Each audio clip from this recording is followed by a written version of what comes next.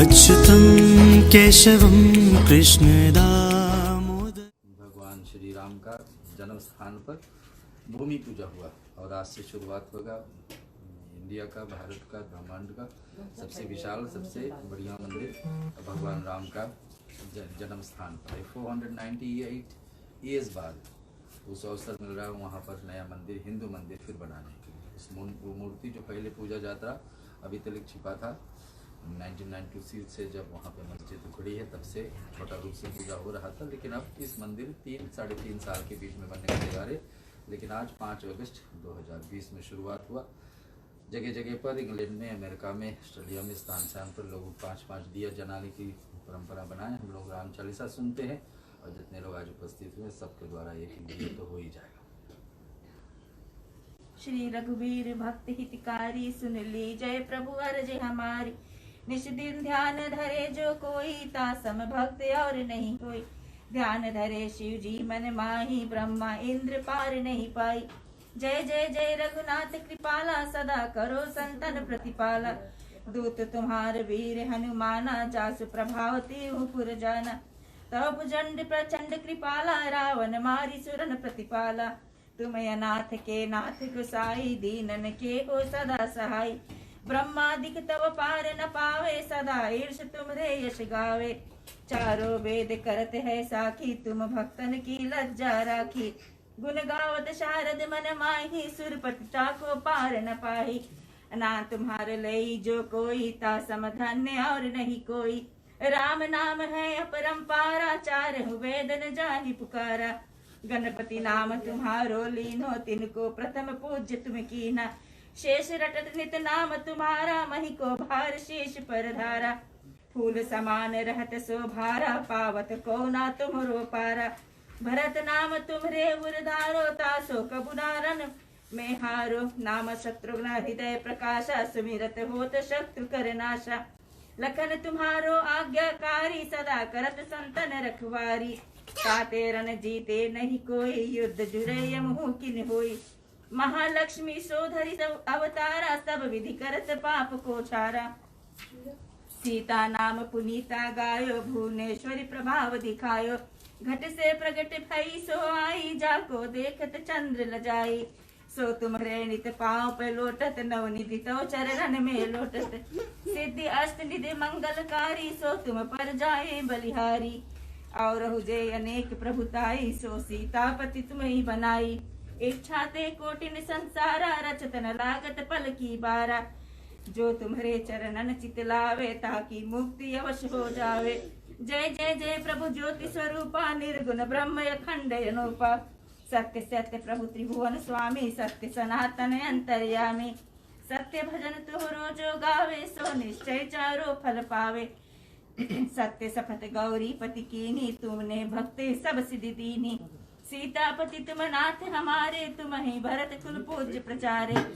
तुम ही देव कुल देव हमारे तू सुख देव प्राण के प्यारे। जो कुछ हो सो तुम ही राजा जय जय जय प्रभु राखो लाजा। राम आत्मा पोषण हारे जय जय जय दशरथ दुलारे। ज्ञान हृदय देवो ज्ञान स्वरूपा नमो नमो जय जगपति भूपा। धन्य धन्य तव धन्य प्रतापा नाम तुम्हार हरत संतापा। सत्य शुद्ध देवन मुख गाया बजी धुंद भी शंख बजाया। सत्य सत्य तुम सत्य सनातन तुम ही हो हमरे तन मन धन। या को पाठ करे जो कोई ज्ञान प्रगटता के उर होई। आवागमन मिटे ही केरा सत्य वचन माने शुभ मेरा।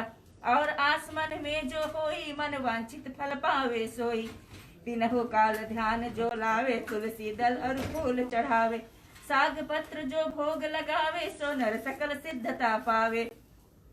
अंत समय रघुबरपुर जाई जहाँ जन्मी हरि भक्त कहाई। श्री हरिदास कहे अरु गावे सो बैकुंठ धाम को पाए। 7 दिवस जो नेम कर पाठ करे जितलाल। हरिदास हरि कृपा से अवश्य भक्ति को पाए। राम चालीसा जो पढ़े राम चरण चितलाए। जो इच्छा मन में करे सकल सिद्धि हो जाए। श्री राम चालीसा समाप्त। भगवान की जय। श्री रामचंद्र के पाल। और कोई नहीं बोलिए।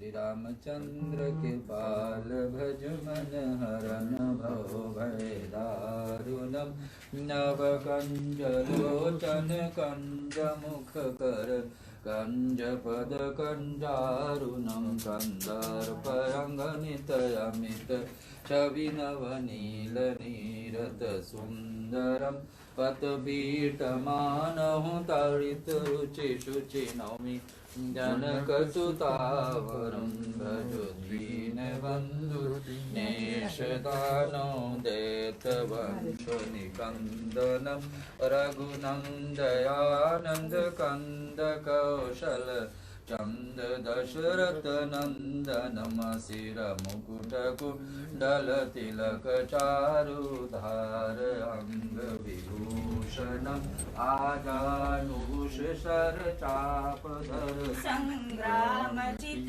खर दूषणम इति वदित तुलसीदास शंकर से मुनि मनरंजन मम हृदय गंज निवास गुरु का मादि खल दल गंजनम नाचो मिलहि सोबर सहज सुंदर सावरो करुणा निधान सुजान शील स्नेह जानत रावर यही भांति गौरी आशीष सुनिसी सहित हिय हर्षित अली तुलसी भवानी पूज पुनि पुनि मुदित मन मंदिर चली जान गौरी अनुकूल सिए हिय हर्ष न जाई कही मंजुल मंगल मूल वाम अंगन फरकने लगे सियावर रामचंद्र की जय। इति श्री राम स्तुति संपूर्ण।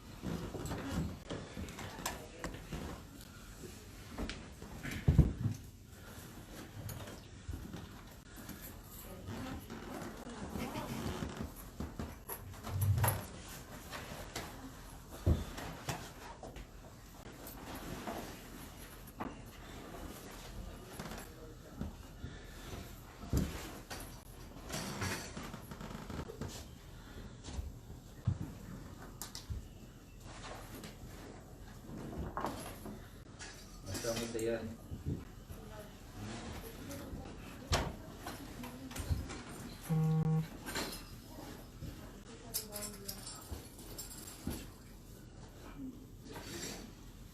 तैयारी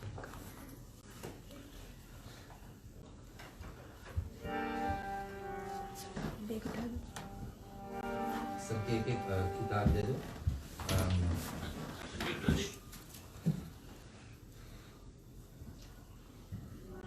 एक किताब सभी लोग ले लो। और कौन नंबर पे था? भगवान कृष्ण चालीसा। पहले ध्यान मंत्र के द्वारा आज का दूसरा दिवस सभी लोग सैनिटाइजर ले लेते अच्छा होता, और साथ साथ में मास्क भी बाहर रखा हुआ। हाँ, मास्क ले लो सभी लोग तो अच्छा है। सबके मास्क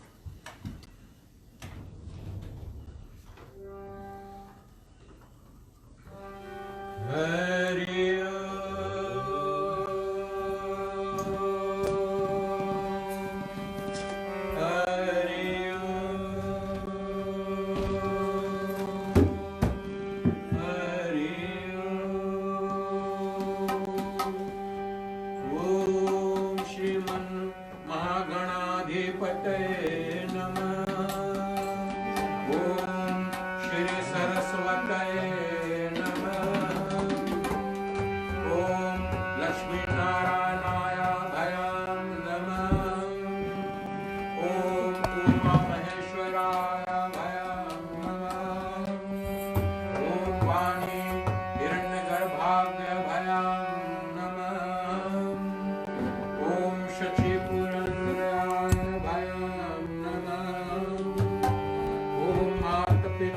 चरण कमलाय भयं नमः।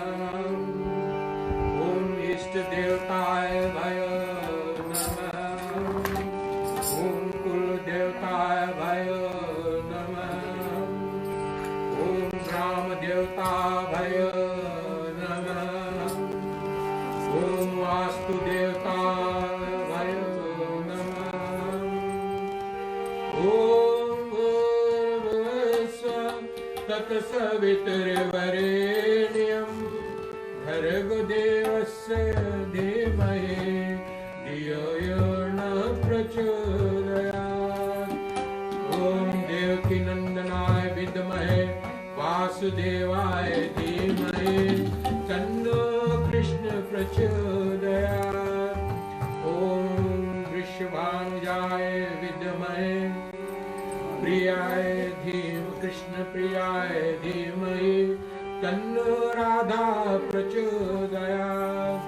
ओम गोपाल विद्महे गोपी जन वल्लभाय विद्महे तन्नो गोपाल प्रचोदयात्। ओम श्री तुलराय विद्महे विष्णु प्रियाय धीमहि तन्नो वृंदा प्रचोदयात्। ओम नारायणाय विद्महे वासुदेवाय धीमहि तन्नो विष्णु प्रचोदयात्। ओम दशरथ नंदनाय विद्महे सीतावल्लभाय धीमहि तन्नो राम प्रचोदयात्। ओम अंजनी गर्भाय विद्महे वायुपुत्राय धीमहि तन्नो हनुमत प्रचोदयात्।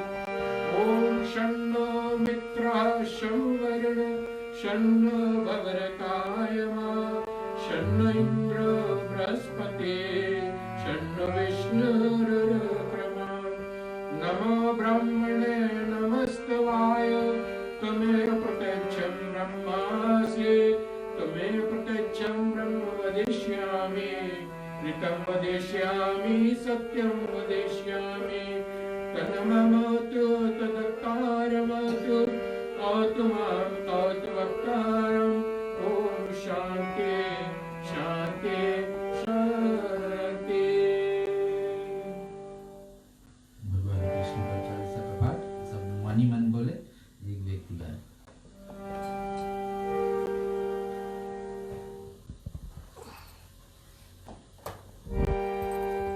वंशी शोभित कर मधुर नील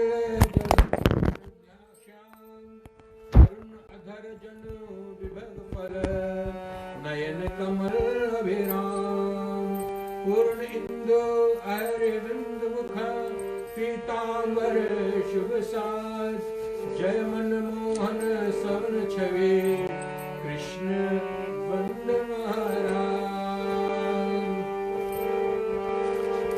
जय दुनंदन जय जगवंदन जय वसुदेव देवकी नंदन जय नंदलाल जय प्रभु भक्तन के दुआर जय नटनागर नागर हैया जय कृष्ण करैया तुम तक पर प्रभु के वरदार आओ दीन कष्ट निवार वंशी मधुर आधर धरते पूर्ण और आराधन में आओ हरे पूर्णिमा कर खाओ आज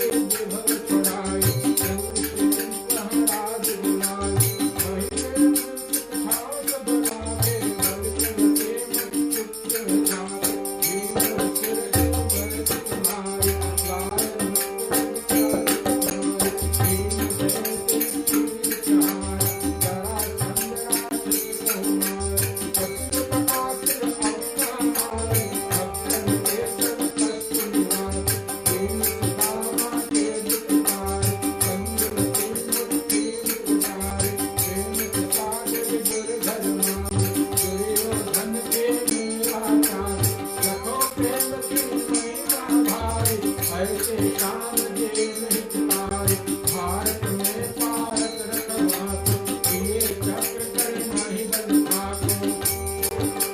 गीता देते ज्ञान सुनाए, भक्त हृदय सुधा बतलाए, कृष्ण कृपा सारे दुख दिन, युद्ध क्षेत्र में पांडव देखे, प्रथम विजय नायक के कीना, भारत की लज्जा रखलेना, निज माया तुम विधि विधाय, गुरुते संशय सकल मिटाए, जब तक निंदा करने हारा, दे अनुमति की शिशुपाला, जब द्रौपदी फेर लगाई, कीना नाथ लाज जब जाई, सुर कहि वचन बनय नंदलाला, बढ़ै चेर भगवीर मुखारा, असुरनाथ के नाटक भैया, रोबत भवर बचावत मैया। सुंदर दास आस सिरधारे, दया देश की जय सिरधारे, नाथ सकल मन पुरुष विचारे, क्षमा देव अपराध हमारे, खोलत सब धर्म दीजे, पायो कृष्ण कनीरत कीजे। हे कृष्ण काल का पढ़े, श्याम वर्ण चितलाए, जो मन में इच्छा करे, सकल सिद्धि हो जाए। एक बार बोले नंद कन भगवान कृष्णचंद्र के जय। आइए इस दूसरे दिवस पर हम लोग श्रीमद् भागवत की कथा को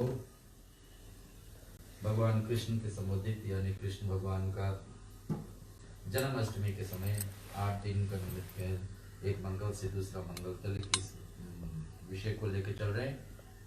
मास्टर सत्यन कुमार, नमिता और साक्षात में अमित और उनके दिशा जोड़ करके इस संकल्प लेकर के कि पूरे सप्ताह भर इस कथा का लाभ मिले। तो ऐसे ही लेकर कल हम लोग सुने थे कि भागवत को सुनने के लिए ये उत्तम महीना है, श्री जो भादो महीना है। इसमें और 5 महीने और बताएंगे हैं, जैसे कि अश्विन महीना है, कार्तिक महीना है, दिवाली का महीना है, मार्गशीर्ष महीना है, दिसंबर के समय होता है, आषाढ़ महीना है, श्रावण महीना जिससे 2 महीने पहले थे। इस समय पर भागवत और भगवान कृष्ण का चरित्र श्रवण करने से ज्यादा लाभ होती है। यह हम लोग विषय देख रहे थे कल राजा परीक्षित के बारे में कि एक राजा थे और जुड़े थे भगवान कृष्ण के अवतार से ही। भागवत का एक विशेषता है कि जहाँ से शुरू होगी भागवत वहीं पे जाकर अंत भी होती है। शुरुआत होती कि किसने मांग किया कि भागवत को सुनाया जाए, तो राजा परीक्षित ने। राजा परीक्षित कौन है? यही पांडवों के परिवार से के साथ में जुड़े हुए। और इसके पास में वेद व्यास जी बता रहे कि सुनिए कि महाभारत के ग्रंथ के समय रचा भगवान वेद व्यास जी ने इसके अतिरिक्त भगवान चरित्र श्रीमद् भागवत महापुराण को रचे हैं। तो कहने की कौन सूत जी और सुखदेव मुनि के विषय में हम लोग सुने कि कौन इस कथा को वाचेंगे, कौन इसको कथा को बोलेंगे। तो राजा परीक्षित जाकर के नदी किनारे बैठ करके और इस कथा सुनने की तो शुरुआत करते हैं। नारद जी का पूर्व फिर हम लोग सुने थे कि भगवान विष्णु का 24 अवतार, भगवान 24 अवतारों में से भगवान 24 अवतारों में से एक कृष्ण का है, एक बलराम का है, एक राम का है। ऐसे ऐसे अवतारों के विषय में वर्णन किया गया इसमें। तो जो नारद मुनि का अवतार है, उसके विषय में चर्चा आज सूर्य से करके फिर भगवान कृष्ण भी चलते। सूर्य जी बता रहे हैं कि एक बार बीती वेद व्यास जी वेदों का विभाजन कर रहे थे। जो 4 वेद हमारे बीच में है उसको विभाजन यानी कि अलग अलग भाग बना रहे थे। ठीक उसी समय नारद मुनि वहां पर पहुंचे और नारद मुनि अपने पिछले जन्मों की विषय में बात करने लगे। और पिछले जन्म में जैसे हम सुने कि 24 अवतार में कि नारद मुनि का एक अवतार है। तो नारद मुनि बताने लगे कि ब्रह्मा जी के मानस पुत्र और आपका ज्ञान का आघात है, आप अपने पूर्व जन्म में संबंधित के बतलाइए। तो वेद जी आप बता रहे कि हे पिछले जन्म में क्या था, मैं नारद मुनि उसके विषय में। इस प्रकार व्यास जी और नारद जी का ज्ञान शास्त्र और अन्य शास्त्रों से विषय आपस में वार्तालाप हुई। नारद जी ने व्यास जी से बताया कि मैं अपनी अकेली दासी माता का एक पुत्र था, कि अपने माता का मैं एक ही पुत्र था, और समय मिलने पर मैं इधर उधर खेला फिरा करता था। तब ऋषियों के आश्रम में मैं चला जाता था। नारद ने अपने पिछले जन्म के विषय में बता रहे कि अकेले में एक बेटा था अपने माँ का, आश्रम में मैं उनको उपदेश सुना करता था, उनका झूठा भोजन खाया प्रसाद के रूप में, झूठे जो छूट जाए उस भोजन को खाया करते थे नारद जी पिछले जन्म में। तो कुछ समय बाद मेरी दासी माँ को सर्प ने ढस लिया, और सर्प ने ढस लिया, इससे इनकी मृत्यु हो जाती है। मैं अकेला ही घूमा करता था। एक दिन सत्संग में मुझे ज्ञान प्राप्त हो गई। ज्ञान क्या प्राप्त हुई कि मैं तपस्या हेतु उत्तर दिशा में चला गया, और एक पीपल का वृक्ष था जिससे नीचे मैं बैठ करके धीरे धीरे ध्यान में मगन हो गए, और मगन हुए कुछ समय पश्चात मुझे भगवान के दर्शन हुए। पीपल के वृक्ष के नीचे नारद मुनि पिछले जन्म के विषय में बता रहे हैं। भगवान के दर्शन में भगवान ने बताया कि मन की शांति और मोक्ष प्राप्ति करना बड़ी कठिन काम है, कि मन को एकाग्रित करने के एक विषय में लगाना और मोक्ष प्राप्त करना बड़ी कठिन है। और भगवान के द्वारा बताई क्रियाओं को मैंने अपने जीवन में धारण किया।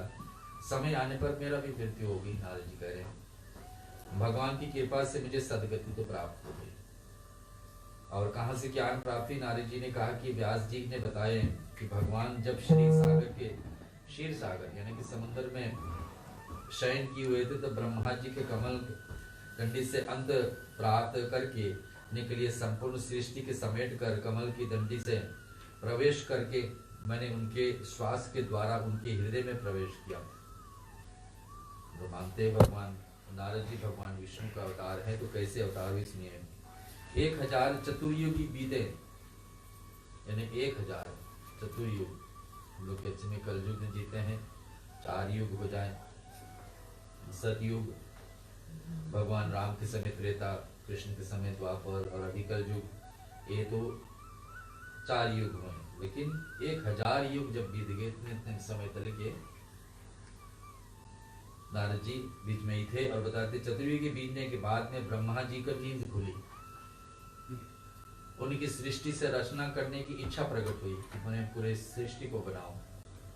ब्रह्मा जी से निराश होकर अपनी इंद्रियों से मरीचि आदि ऋषियों के साथ मुझे ही प्रकट किए, और तब से मैं ये तीनों लोकों के बाहर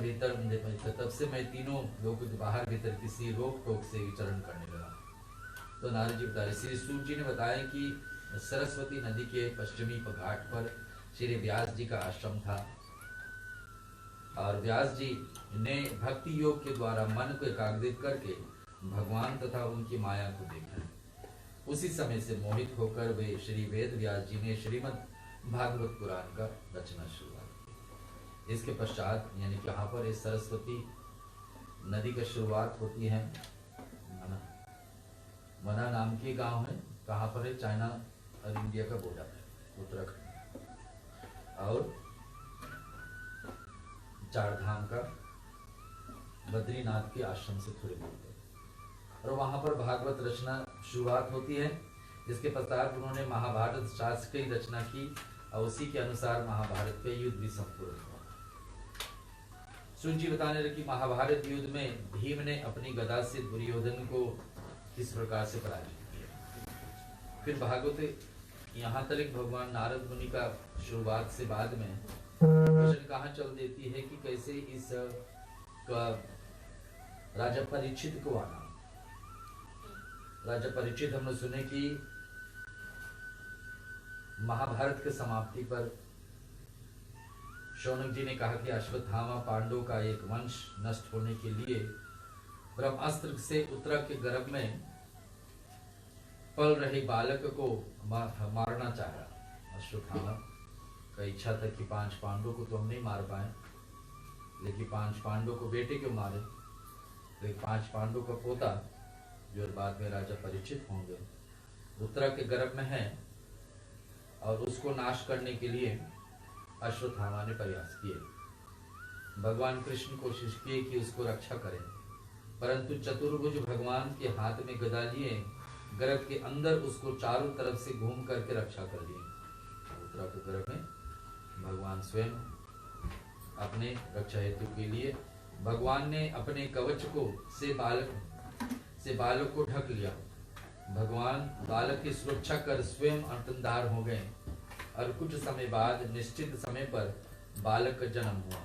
उस बालक का जन्म परीक्षित रखा गया, जो बाद में इस भागवत का इस कलयुग में सबसे पहला श्रोता होंगे कथा सुनने के। परीक्षित बड़ा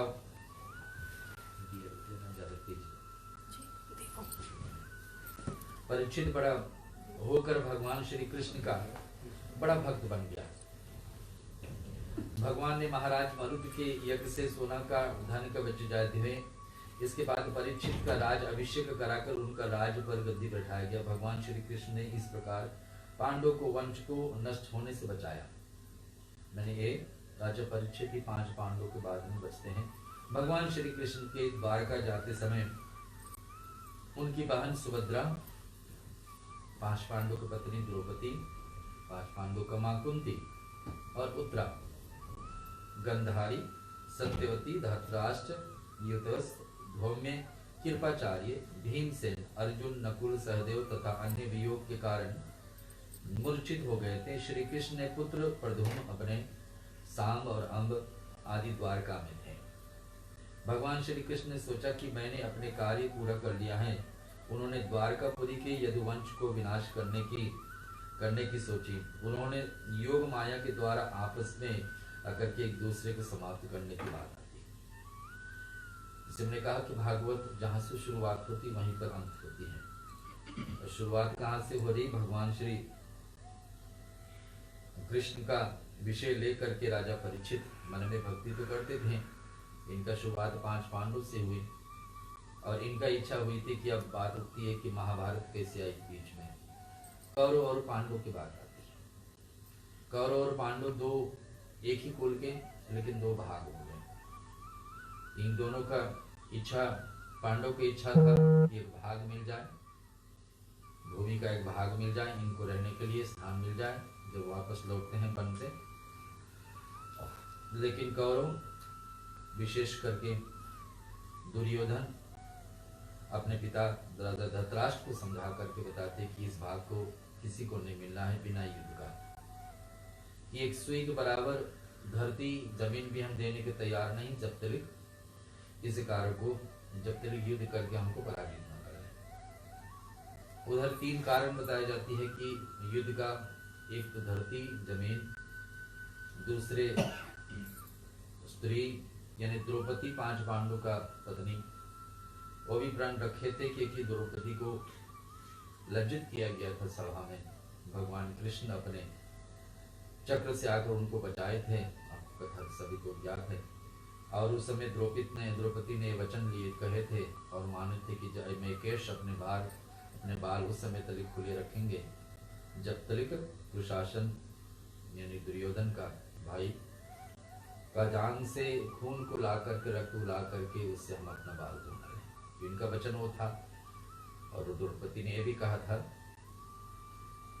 कि अंधा के बेटा अंधा ही होगा। दुर्योधन को एक बार पहुंचते और पाँव ऐसी जगह पर रख देते जहाँ जल में फिसल कर गिर जाते हैं, तो ऐसे मजाक में कहे कि दुर्योधन उस बात को छिड़े। तो स्त्री के कहने पर युद्ध हुआ।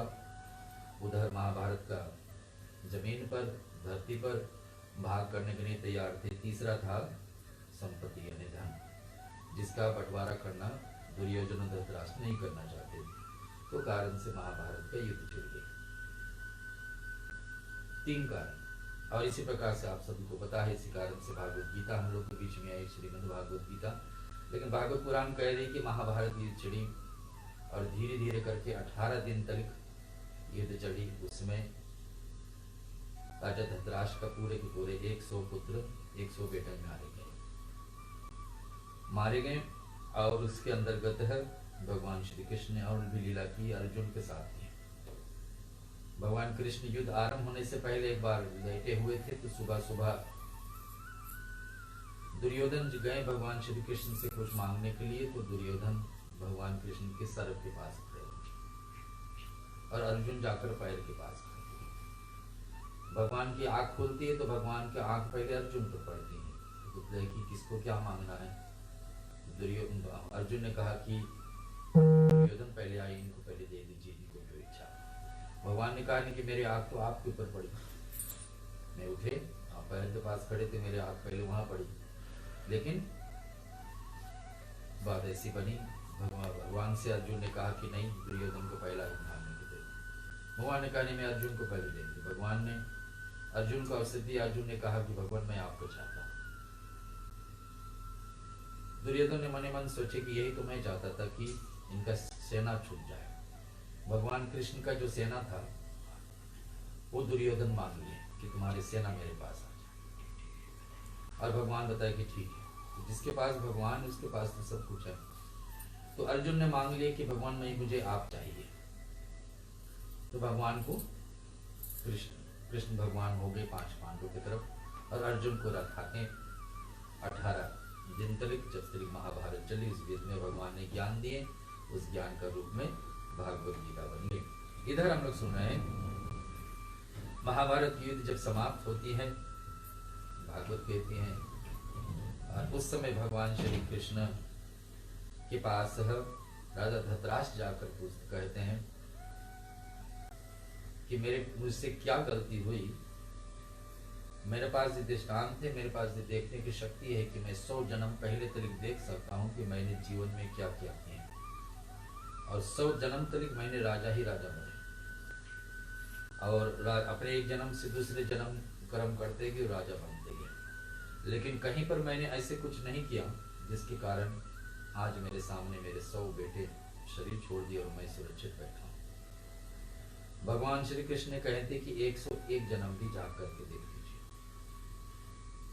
और उसमें जब देखते हैं राजा धृतराष्ट्र को, उसको पता लगा उस जन्म में भी राजा थे, लेकिन उसका एक कमजोरी थी, उनका जीभ, खाने की इच्छा। जो चाहते थे उसको मिलना ही मिलना चाहिए। तो एक दिन रसोई में जाकर अपने रसोइये से बतलाते हैं कि मुझको आज ऐसा उत्तम वस्तु बना के दीजिए जबकि आज तक आपने किसी को आज तक मुझे नहीं दिए। रसोइया ने सोचे कि आज हम क्या बनाएं। तो एक हंस का बच्चा, हंस ने छोटे बच्चे दिए थे, वो बच्चे को मार करके काट करके पका करके राजा धृतराष्ट्र को खिला देते हैं। राजा धृतराष्ट्र ने कहा कि बड़ी स्वादिष्ट वस्तु थी और ऐसा ही आप पूरे 3 महीने तक मुझे यही बना के दो। तो 3 महीने में 100 दिन 100 बच्चे मारे गए राजा धृतराष्ट्र का स्वाद के लिए, जीभ के लिए। जीभ के आगे वो अंधे हो गए। और जब रसोईया में पकाने वाले जानती थी मैंने गलती कर रहा हूं, लेकिन कुछ करे नहीं, करते ही। भगवान श्री कृष्ण बताएं कि वही 100 हंस बच्चे जो तुम्हारे जीव के कारण मारे गए थे, वही तुम्हारे लौट करके इस जन्म में तुम्हारे बेटे बने। और कर्म ऐसा है कि मनुष्य जन्म कर्म ऐसा है कि एक जन्म से दूसरे जन्म के लिए कोर होते रहता है। कुछ का सुख और दुख हम लोग एक जन्म में सह लेते, कुछ ना कुछ कर्म ऐसे होते हैं कि चलते रहते एक जन्म से दूसरे जन्म। तो राजा का 101 जन्म का पहले के किया हुआ कर्म आकर उसको 100 जन्म बाद भगवान श्री कृष्ण समझाते कि देखिए राजा धृतराष्ट्र, आपने उस जन्म में देख सकते थे लेकिन जीभ के आगे अंधा बने थे। उस श्राप के कारण इस जन्म में आप अंधा है। और जो रसोई में काम कर रही थी उसको पता था कि गलती कर रही है, लेकिन तुम्हारी जीभ के कारण वो भी अंदर कर रही। इस जन्म में तुम्हारी पत्नी बनकर के गंधारी बनकर के आई, और गंधारी बनकर के आई तुम्हारे कान में भी पट्टी बांध करके घूम दिया। तो उस जन्म का किया हुआ कारण इस जन्म। तो ऐसे भगवान श्री कृष्ण समझाते हैं कि कितने जन्मों के कर्म हम लोग के साथ जुड़ी होती है, अच्छे और बुरे। राजा धृतराष्ट्र को ऐसे समझा करके उस बात को वहां पर महाभारत को शांत किया जाता है। 5 पांडवों का राज शुरू होती, लेकिन शुरू होते होते गंधारी भी आती है। गंधारी 100 बच्चे का माँ है, और इसने भी कहा कि केशव मुझे पता है एक बात को कि अगर आप चाहते तो एक महाभारत के युद्ध नहीं होता। अगर आप प्रयास करते, अच्छे से कोशिश करते, महाभारत के नहीं युद्ध होता। लेकिन आपकी गलती के कारण कहीं ना कहीं ये महाभारत युद्ध हुआ, जिसके कारण मेरे बेटे मारे गए। भगवान कृष्ण प्रयास किए समझाने के लिए, लेकिन गंधारी ने कहा नहीं, तुम्हारे ही, तुम चाहते तो रोक सकते थे, आपको पता था क्या होने वाला। गंधारी ने भगवान श्री कृष्ण को श्राप दिया। क्या श्राप दिए कि जैसे आज मेरा वंश समाप्त हो गया है, पूरे 100 बेटे मारे गए, उनके बेटे मारे गए, मैं श्राप देता हूं कि एक दिन आपका भी ऐसा आएगा। एक दिन आपका भी ऐसा आएगा कि आपके भी पूरा के पूरा वंश समाप्त हो जाएगा। भगवान श्री कृष्ण ने उसका श्राप को स्वीकार किया प्रणाम करके, कि आपने मुंह से बोला हुआ, कल हम लोग सुने थे कि मुंह से एक बार जो निकल जाता है वो वापस नहीं, तो कहा हुआ वचन वापस नहीं। माता गंधारी का श्राप को भगवान श्री कृष्ण स्वीकार। अंत में भागवत जहाँ समाप्त होती है, यहाँ भगवान कृष्ण की लीला जब समाप्त होती है, तो वहीं से इस भागवत की शुरुआत है। जन्म तो बाद में आती है, लेकिन इसमें पहले आ जाता है कि कृष्ण का वंश कैसे समाप्त हुई। तो आपस में भगवान श्री कृष्ण का 16,108 रानियां हुए, सबके 2-2 बेटा हुए, सबके 1-1 बेटियां हुई। वंश को आगे बढ़ाने के लिए बेटा, और जीवन में सबसे बड़ा दान करने के लिए कन्या। इन दोनों को, इन भगवान श्री कृष्ण के परिवार में सबसे बड़ी परिवार। लेकिन अंत में भगवान श्री कृष्ण, आपको पता है कि अंतिम समय अपना जन्म लिए मथुरा में, गोकुल में 11.5-12 साल बिताए, मथुरा आए, फिर पूरे के पूरे बताया जाता कि 100 वर्ष द्वारका में थे। 125 वर्ष उम्र में भगवान शरीर में छोड़े। लेकिन उससे पहले गंधारी के जैसे श्राप था, और श्राप भगवान कहते कि मैं भी कर्म में बंधन में हूँ। ऐसे नहीं कि सिर्फ जो हम लोग करते वही बंधन, भगवान जो करते उसका भी बंधन में आ जाती। तो भगवान बताते गंधारी के श्राप अनुसार मरे ही मेरे पूरे के वंश को समाप्त कर जाते। कहाँ पर?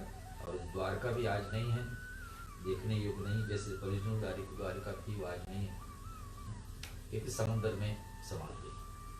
वो कहता किसी दिन हम लोग लेंगे, लेकिन आज जहाँ पर शुरुआत हो रही है उसके, तो राजा परीक्षित की बात लौटती है कि राजा परीक्षित वही 5 पांडवों का पोता है। और सूर्य बताने की गाय, गौ माता, और बैल। गाय क्या है? धरती माता को। जब भी भगवान राम को आने के समय यही धरती मैया गाय का रूप धारण करके जाके ब्रह्मा जी देवताओं से मांग की कि धरती को रक्षा के लिए राक्षस लोग उपद्रव करें, आप अवतार लेकर आइए। और हम लोग सुनते हैं हमेशा कथा में कि वीर देहन सुर संतेत, भगवान श्री राम का जन्म के समय कि वीरों के लिए, गौओं के लिए, संतों के लिए, देवताओं के लिए भगवान आते हैं। तो भगवान श्री राम आए तो उनको रक्षा के लिए यहाँ पर गाय, धरती मैया गाय का रूप में, और धर्म क्या है? भगवान शिव का सवारी गाय। आपस में बातचीत कर रहे थे कि इस प्रकार से कह रहे थे कि राजा परीक्षित थे सरस्वती नदी के किनारे पहुंच गए हैं। परीक्षित ने वन दोनों को सब हाल पूछा तो कहा शूद्र के गलू के हाथ में पकड़ करके गाय बैल जोड़ करके पीट रहे थे। शूद्र कलयुग परीक्षित को देखकर अपने असली रूप में प्रकट होकर परीक्षित के शरण में आकर खड़े होकर कहे। परीक्षित ने उसको दंड देकर कहे रहने लगे कि 4 स्थान कि कलयुग को कहाँ कहाँ पर स्थान दिया जाएगा। धूर्त असत्य, जहाँ पर असत्य, झूठ है, झूठ है, झूठ। हम रामायण पढ़ते हैं, रामायण में हर एक श्लोक, हर एक चौपाई, हर एक छंद, हर एक दोहा पर रा और मां सिर्फ एक लाइन में नहीं है जहां पर बोला जाता है कि झूठे बोलना, झूठे चबेना, झूठे कहना। एक लाइन में तुलसीदास ने समझा कि ये झूठ झूठ झूठ झूठ, एक लाइन में 3 या 4 बार झूठ लिखा हो, उसमें रा और मां नहीं होना चाहिए। तो यहाँ बता रहे कि कलयुग का 4 स्थान दिए गए, राजा परीक्षित दिए कि झूठ जहाँ असत्य, और मदपान, मदिरा, श्राप, और स्त्री के संग असत्य यानी कि वैश्य, और हिंसा, निर्दयता तथा स्वर्ण का एक स्थान कि जहाँ पर स्वर्ण अपने कमाई के नहीं लेकिन कहीं सब हरण किया गया, दूसरे को तरफ से लिया गया, रस्ते लिए गया, उस स्थान पर जाकर निवास किया।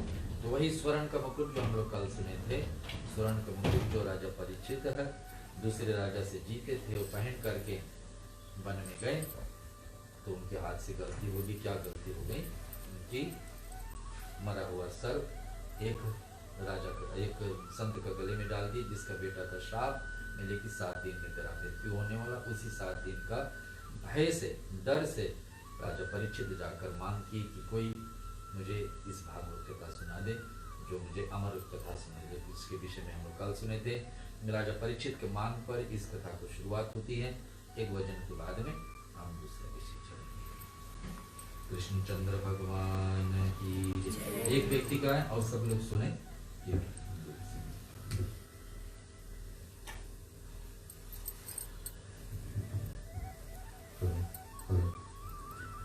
कन्हैया नाम है तेरा, तो नैया पार कर देना।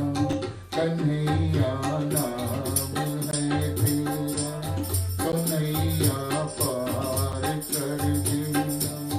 अरे वो बांसुरी वाले, सुनो भक्तों के रखवाले।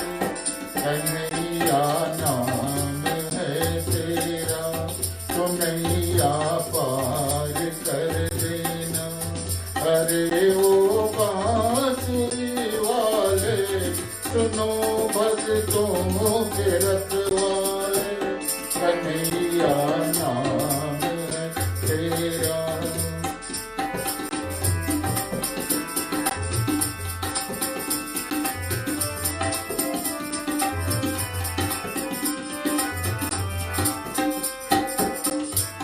तुझे सब श्याम कहते हैं, तुझे घनश्याम कहते हैं। किसी का मोहन प्यारा तू, तुझे भगवान कहते हैं। कोई ना जान पाया श्याम कि तेरे कितने नाम है, कितने नाम है, कितने नाम है। कन्हैया नाम है तेरा, तो नैया पार कर देना। अरे वो बांसुरी वाले, सुनो भक्तों के रखवाले। कन्हैया नाम है तेरा।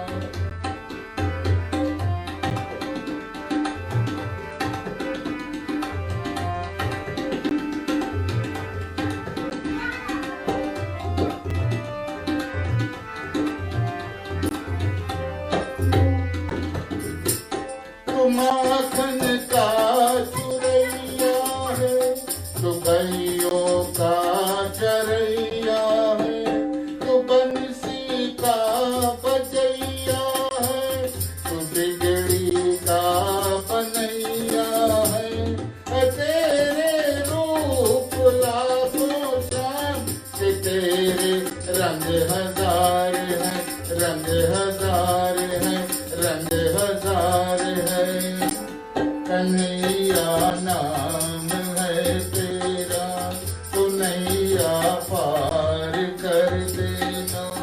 अरे वो बांसुरी वाले, सुनो भक्तों के रखवाले। कन्हैया नाम है तेरा, तो नैया पार कर देना।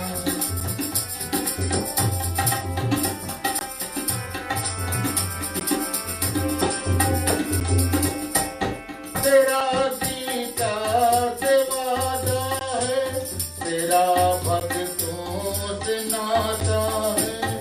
सुनाने दान मुरली की, क्यों ना फिर आज आता है। हम सब तुझे याद करते हैं,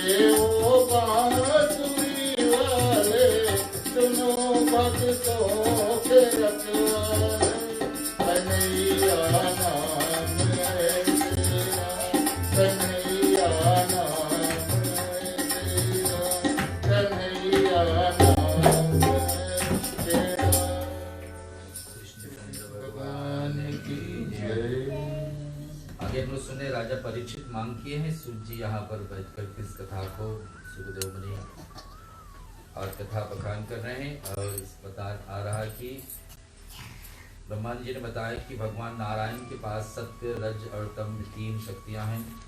उन्हें पृथ्वी को जल से ऊपर लाने के लिए वराह का शरीर धारण किए थे, जो 24 अवतार में से वराह रूप के धारण के विषय में कथा विस्तार से भागवत में कहा गया है।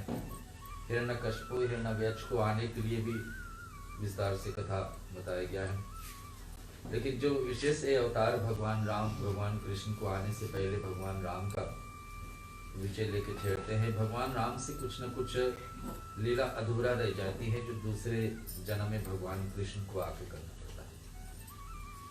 पहला ही भगवान ने जैसे कहा कि वीर अध्ययन सुर संतेहित, यानी कि भगवान ने वचन दिए थे जन्म के समय की गौ को रक्षा के लिए, ब्राह्मणों को रक्षा के लिए, संतों को रक्षा के लिए और देवताओं को रक्षा के लिए भगवान विष्णु राम रूप में आए। तो भगवान के रामायण में आप पढ़ोगे बहुत कम जगह पर स्थान मिली जहाँ पर भगवान ने विशेष करके गौ का रक्षा के लिए कुछ अलग से, राजा होने के नाते उनके रक्षक में तो रक्षा होते ही थे, लेकिन अलग से कहीं भगवान कृष्ण ने गौओं के लिए कुछ नहीं किए, जिस कारण से भगवान कृष्ण और भगवान राम जब कृष्ण अवतारी में आते तो एक नाम पड़ा गोपाल, गौ को पालन करने वाले। और गौओं के साथ में भगवान 5 वर्ष की उम्र पर शुरू करते हैं गैया को चराते। जब तक गोकुल छोड़े नहीं और मथुरा नहीं पहुंचे तब तक उनको 8 दिन का नियम था कि गौओं को हर दिन जल चराने ले जाना अपने सखों के साथ। इधर भगवान सीता, सभी को पता है कि देवी सीता पूरे रामायण में किसी ने ज्यादा से ज्यादा कठिनाई सहन किए हैं तो देवी सीता। जन्म के बाद में जो राजा जनक के बाद में प्रण रखा जाता है कि इस धनुष को जो उठाएगा, चढ़ाएगा, जोड़ेगा तो इसी के साथ में विवाह। तो कितनी कठिनाई से कोई राजा का लायक मिला तो भगवान राम उनके नियम मर्यादा से जाकर उनको पति के रूप में मिले। तो कितनी कठिनाई सहन पड़ा, कितनी सभा में बार बार आकर बैठना कि कोई हमारे लायक पुरुष आए, लायक आए तो धनुष उठे। फिर थोड़े ही दिन में जाकर अवध में जाकर सुख पाने के बाद में पति के साथ में वन जाना और वन में वापस आकर फिर दोबारा वनवास होता सीता जी को, और वनवास में ही जाकर के 2 पुत्र को जन्म देना, अंत में फिर भी बदनामी सह करके धरती में जाकर समा जाती है। उनको 2 पुत्र लोकुश हुए। ऐसे बातों को सुनकर के सीता जी कितने दुख सहन किए। और इस प्रकार से दुख सहन करने के बाद में भगवान राम, भगवान विष्णु लक्ष्मी को जैसे बताते, भगवान राम सीता को बताए कि दूसरे जन्म में हम आएंगे और आप हमारी पत्नी अर्धांगिनी बनकर क्या होगी तो आपको राजमहल का सुख मिलेगा। भगवान कृष्ण ने जब तक गोकुल में थे राधा जी के साथ में लीला की, रासलीला हुई, लेकिन भगवान का विवाहिक जीवन सबसे पहला पत्नी बनी रुक्मणी, जो भी माता लक्ष्मी का होता है। और रुक्मणी को पूरे के पूरे जीवन जब से भगवान के साथ में ब्याह है तब से राजमहल का सुख नहीं मिला द्वारका में। रुक्मणी ऐसा प्रथम,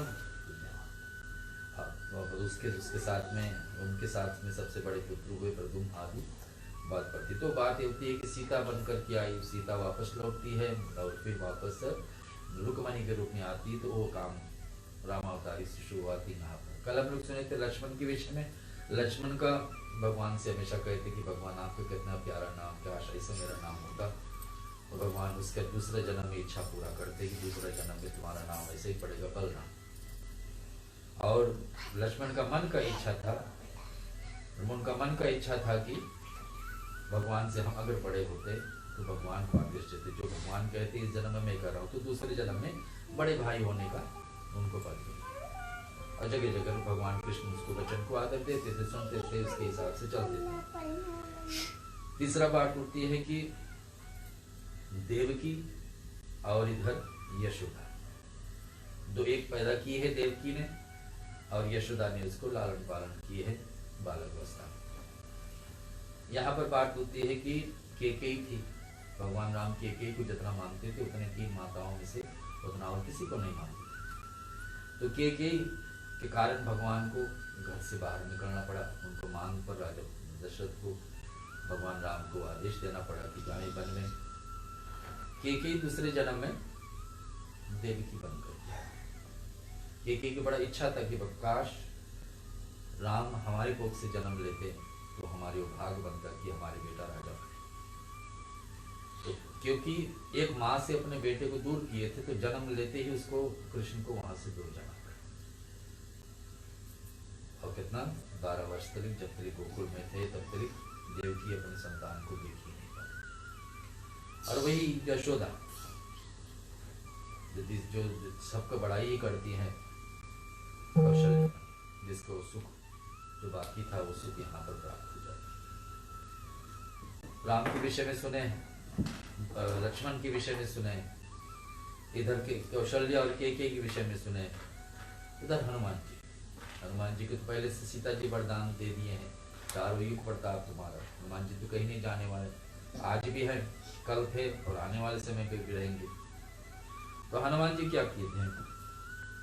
राम भगवान को वरदान दे चुके हैं कि देखिए आप दूसरे जन्म में हमारे साथ हमेशा लीला। और भगवान हनुमान जी बार बार आते हैं कृष्ण लीला में। महाभारत के युद्ध के समय रथ पर अपने स्थान से भी ऊंचे स्थान भगवान कृष्ण ने हनुमान जी को दिए। और जहाँ जहाँ भी आवश्यकता पड़ी अर्जुन का तोड़ने के लिए बलराम से युद्ध करवाए, कहीं कहीं हनुमान जी से क्या क्या काम करवाए भगवान श्री कृष्ण। और इधर भगवान जब युद्ध में थे रामायण में राम और रावण के बीच में जो 27 दिन 27 डेज तक युद्ध चला, उसके बाद में भगवान जब समाप्त होकर के अयोध्या लौटते हैं तो सभी का इच्छा पूरा करने के लिए भगवान ने एक एक से पूछे कि आपकी इच्छा क्या है मुझसे लेने के लिए दे। हनुमान जी से मांग की कि भगवान आपको चरण का भक्ति मिल जाए। ऐसे जो जो मांगे सो मिले। लेकिन जामुन से पूछे, जामुन सबसे बुजुर्ग सबसे उम्र थे, जगह जगह पर ज्ञान उनको मिलता था। तो जामुन से पूछे कि भगवान कि आपको क्या चाहिए। जामुन ने कहा कि भगवान कैसे करें, मेरा मन के बात मन ही में रह जाए तो ठीक। लेकिन भगवान राम ने कही नहीं, बोलिए जब ले आप बोलोगे नहीं तो हम कैसे समझोगे। जामुन ने कहा कि भगवान आप दोनों जब युद्ध कर रहे थे आप और रावण, मुझको लगा कि अगर मुझे अवसर मिलता तो मैं युद्ध कैसे करता। लेकिन आप दोनों में एक विजय हुए एक पराजित हुए, लेकिन वो मेरा इच्छा रहेगी कि मेरे अगर जो मैं इस जगह पर होता तो कैसे युद्ध करता। तो भगवान बताए कि तुम्हारी इच्छा होगी पूरा होगी। तो जामुन भी जीवित रहे। त्रेता युग से द्वापर युग में भगवान कृष्ण जब आए तो जामुन के साथ में वही 27 डेज तक जो वहाँ युद्ध का इच्छा उनका मन का बैठा था कि अगर मैं रावण की जगह होता तो राम से कैसे युद्ध करता, वो इच्छा कृष्ण अवतारी में आकर पूरा होता। कैसे? और एक मणि के कारण, सवितिक मणि, जिसके कारण से उनका जामुन की एक बेटी है। और अंत में जामुन और कृष्ण का युद्ध होने के 27 दिन बाद जब कोई भी जीत नहीं रहे, हार नहीं, तो जामुन ने प्रणाम करके भगवान से कहा कि भगवान आप साक्षात राम तो नहीं है कि किस कारण से मैं आपसे हार भी नहीं रहा और जीत भी नहीं रहा। तो भगवान अपना असली रूप दिखा करके बताया ऐसे। तो जामुन ने कहा कि मेरे पास एक इच्छा है कि हमारी जामुन की एक पालन बेटी पाले थे, वो तो ब्रह्मचारी थे, उनका विवाह हुए नहीं जामुन को, लेकिन एक पुत्री को पाला हूँ मैं जामुन थी, इसके साथ आप विवाह करें। तो भगवान का 16,108 रानियाँ, उसमें से 8 जो पट रानियाँ हैं मुख्य उसमें से जामुन की एक है जो भगवान उस लीला से। इधर हनुमान जी के लाया हुआ आपको पता है, जब सेतु बन रही थी और सेतु बन रही थी उस समय हर एक जगह से कुछ न कुछ पर्वत पत्थर और साधन बना रहा था कि उस सेतु बन जाए तमिलनाडु से श्रीलंका तक, ताकि राम भगवान अपना वानर सेना को ले जा करके उस समय दूसरे तरफ का भाग में जा करके सेतु बन जाए ताकि भगवान अपना सेना लेके जा सके। उसी समय हनुमान जी भी एक पर्वत उठाकर ला रहे थे और जब सूचना मिली कि सब कुछ हो गया, अब ये सेतु बन गई, 5 दिन लगा। आज के जमाना में कोशिश किया जाए तो 5 वर्ष पे कम पड़ेगी। तो बताया कि 5 दिन में वो सेतु ब्रिज बन गई। तो सूचना दिया कि सूचना मिली कि जो जो भी पर्वत पत्थर जहां जहां से भी नर और नील सहायता कर रहे थे कि हर एक पत्थर पे राम राम लिख करके रखा जाता था। और बताया थे कि जो भी जहाँ से सामान ला रहे सब वहीं वहीं छोड़ दीजिए। हनुमान जी को सूचना मिला कि जो पर्वत आप ला रहे हैं वहीं छोड़ दीजिए। वो पर्वत बाद में पर्वत का राजा उठ करके हनुमान जी से प्रश्न किए कि इस कारण से हम आ रहे थे, आपने वचन दिए थे कि प्रभु के करीब मैं आपको पहुंचाऊंगा और प्रभु आपको स्पर्श करेंगे, आपको चढ़ करके चलेंगे, लेकिन आप मुझे यहाँ छोड़ रहे हैं।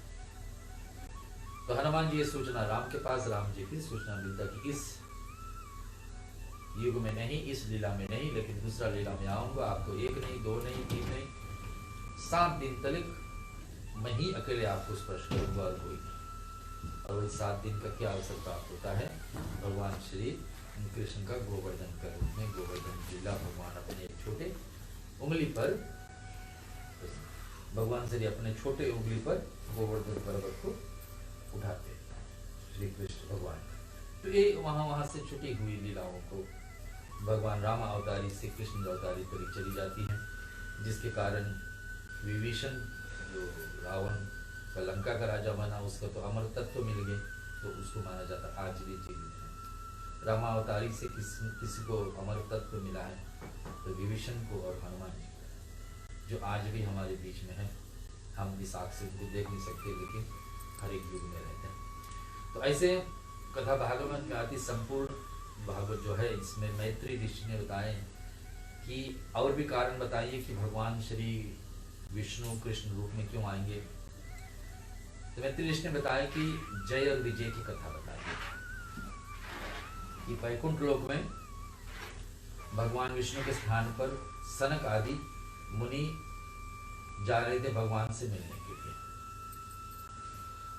और भगवान को मिलने की इच्छा थी। जैसे कि पहला अवतार भगवान विष्णु को मानते हैं, भगवान विष्णु को मिलने के गए, वहां पर भगवान श्री हरि विष्णु श्री लक्ष्मी सहित विराजमान थे। भगवान श्री हरि ने उन ब्रह्मा ऋषियों से आते हुए देख ऋषियों को स्वागत करने के लिए भगवान श्री हरि को खड़े होकर उन्हें बैठने के लिए आसन प्रदान किए। भगवान श्री हरि का ज्ञात हुआ कि द्वार पर साधु के द्वारा मुनियों के अंदर आने दे से रोका जा रहा है, किस कारण मुनियों की ने क्रोधित होकर के उन्हें शाप दे दिया। तो उनको शाप मिल गया। इसके जय विजय को शाप मिल जाते हैं कि आपने एक हमको आज भगवान के मंदिर में जाने के लिए रोक रहे, तो आपको 1 नहीं 2 नहीं 3 जन्म में चलेगा, आपका राक्षस कुल में जाकर जन्म। तो एक हुआ भगवान कुंभकर्ण, हिरण्यकशिपु और हिरण्ययक्ष दोनों भाई, जिसको हिरण्यकशिपु और हिरण्ययक्ष जिसको मारने के लिए हिरण्ययक्ष हिरण्यकशिपु का पिता, उनका बेटा प्रहलाद, और हिरण्ययक्ष जो बड़ा अवतार में हमने सुने, दोनों को मारने के समय वरदान शाप के साथ साथ छुटी हुई एक वरदान भी थी कि दोनों चाहे आप राक्षस कुल में होंगे, लेकिन दोनों को आपको अंतिम दर्शन भगवान का होगा। शास्त्र हमारी यही कहती कि अंतिम दर्शन भी बड़ा जरूरी, कि हम क्या देखते देखते शरीर छोड़े, भगवान को दर्शन करते करते शरीर छोड़े तो भगवान के धाम जा रहे। लेकिन इनका शाप इतना बड़ी थी, हमने कल कहा था कि राजा परीक्षित को कैसे शाप मिली और कैसे शाप के द्वारा कैसे दुखित हुए और किस कारण से।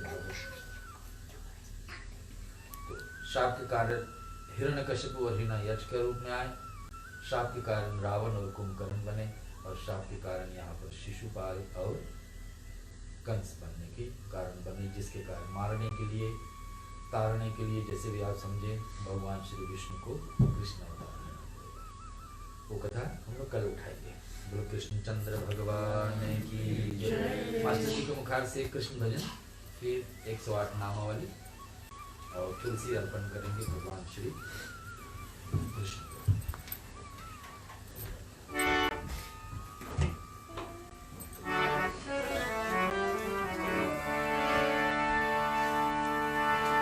तो से नैना, तो से नैना, तो से नैना, तो से नैना, तो से नैना, तो से नैना, तो से नैना, छाप तिलक सब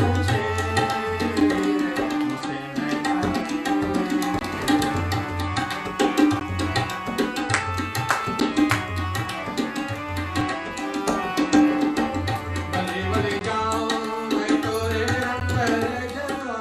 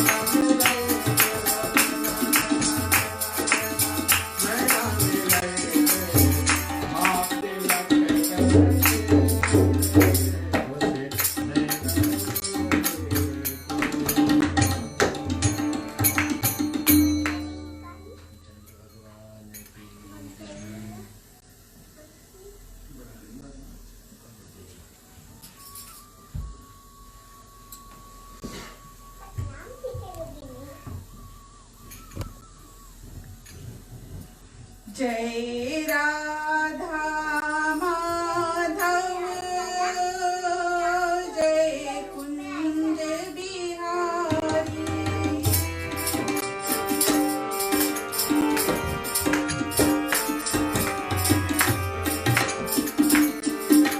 जय राधा माधव जय कुंज बिहारी।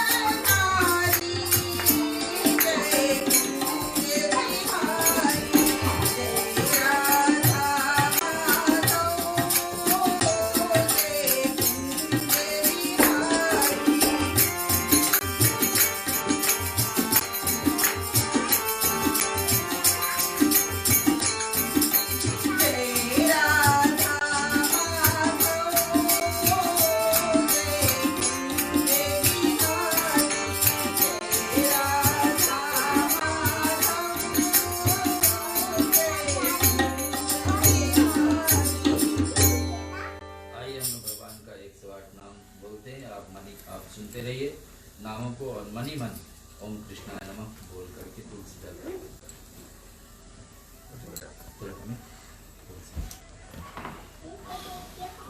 ओम श्री पूर्णाम संत पीरास्ताय नमः। ओम पयंगजनिद्रालवे नमः। ॐ मुखार्तिन्तं पदारुण्यै नमः। ॐ अञ्जनीस्त्रिधननाय नमः। ॐ पर्याङ्गुस्थितसिद्धाय नमः। ॐ लीलाक्षाय नमः। ॐ तरुलालुकाय नमः। ॐ शकटासुरभज्जनाय नमः। ॐ द्विषदेस्तस्वस्थतनाय नमः। ॐ मन्त्रपुत्रः जलाः लुप्ताय नमः। ॐ यशोदास्तिस्तशङ्कप्रयाय नमः। ॐ यशोदामुखवीक्षाय नमः। ॐ यशोदादास्तः सन्ने मोदिताय नमः। ॐ तिर्णावर्तसुन्दरिसने नमः। ॐ मातृविश्यस्य करकाय नमः। प्रशसन्तनाम मकरानाय नमः। ॐ जानुचङ्कः कर्मयुक्तसुखाय नमः। ॐ व्यालः लिम्बितः चोलिकाकृताय नमः।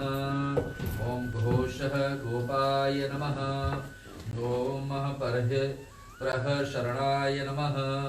ॐ स्वमुखप्रतिः विमार्थिने नमः।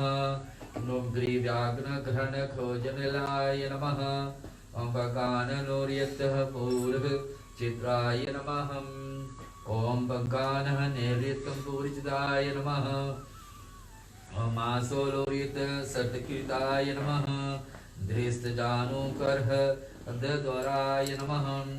ॐ प्रतिबिम्बनुक्राकृते नमः। ॐ अव्यक्तवर्णानवाग्यते नमः। ॐ सीमितलक्षणयन्त्रदुरोधर्म्याय नमः। ॐ धातृकरः समालनिम्बने नमः। ॐ प्रखरगणचित्रस्तचक्रमाय नमः। ॐ अनुरूपः पयोयाश्रीढाय नमः। ॐ चारुकुमारचापलाय नमः। ॐ वत्सयवशु समाकृष्टाय नमः। ॐ वत्स्यपुच्छदीविकृशनाय नमः। ॐ विस्तारितायनस्तेपाराय नमः। ॐ गोपगोपीमुदावहाय नमः। ॐ अकालवत्सश्रीमणियन्त्रे नमः। ॐ वर्ज्यश्च क्रोश्च सुमिसताय नमः। ॐ नवनीतमहाचोराय नमः। ॐ दारकहारहृदयकाय नमः। ॐ पीठः लोखेलशोभनाय नमः। ॐ क्षीरभाण्डद्विभेदनाय नमः। ॐ शिख्यभाण्डसमाकर्षणे नमः। ॐ धवान्तकारप्रविष्टकृते नमः। ॐ भूषरत्नप्रकाशधिराय नमः। ॐ गोपयम्पालसर्वितः भृतिसताय नमः। ॐ परागधुसकर्कराय नमः। ॐ प्रयत्नकृतछनाय नमः। ॐ बालामभक्तियमतमाराय नमः। ॐ मित्रान्गुणरविग्राय नमः। ॐ कृतसन्त्रात् सोलोलेच्छाय नमः। ॐ जननी प्रेतवाहनावहाय नमः। ॐ मातृयत्याक्तवदनाय नमः। ॐ वक्रतुलक्षितचराचराय नमः। ॐ यशोदालाललितस्वामिने नमः। ॐ स्वयं स्वेच्छाङ्गमोहनाय नमः। ॐ सावित्रीस्त्रेण सन्तिलिष्टाय नमः। ॐ सावित्र्यस्थलोलुपाय नमः। ॐ नवनीतार्थयन्त्रप्रहाय नमः। नवनीत्रः महाशनाय नमः। ॐ हृष्टकोपप्रकहम्बः प्रोष्टाय नमः। ॐ गोष्ठाङ्गः विलोकनाय नमः। ॐ दधिमन्तघटिः भृत्रते नमः। ॐ किङ्कणहवङ्ग सुचिताय नमः। ॐ हैगर्विण्यः शीकराय नमः। ॐ ऋषश्वे नमः। ॐ चौष्यष्टङ्गिताय नमः। ॐ जननीशमविज्ञात्रे नमः। ॐ दामबन्धनिमन्त्रणाय नमः। ॐ दामः कल्पाय नमः। ॐ चलहंपङ्गाय नमः। ॐ गौडः लुकयन्तबन्धनाय नमः। ॐ आकेष्टलोलुखनादाय नमः। ॐ अनन्ताय नमः। ॐ अनन्तदाय नमः। ॐ कुबेरः सुतशापिविदे नमः। ॐ नारदयुक्तपरामर्शने नमः। ओम यमलार्जुनवज्जनाय नमः। ओम धनदाम्पत्यदृष्टाय नमः। ओम नन्दः मोयतीर्थबन्धनाय नमः। ओम बालः अलौकिकतृप्तनिस्तराय नमः। ओम वार्यस्य प्रदितप्रियाय नमः। ओम श्री वसुदेवसुतं देवं कंसचाणूरमर्दनं देवकी परमानन्दं श्रीकृष्णं वन्दे जगद्गुरुः। राधा कृष्णाय नमः। आई बारी बारी से आरती।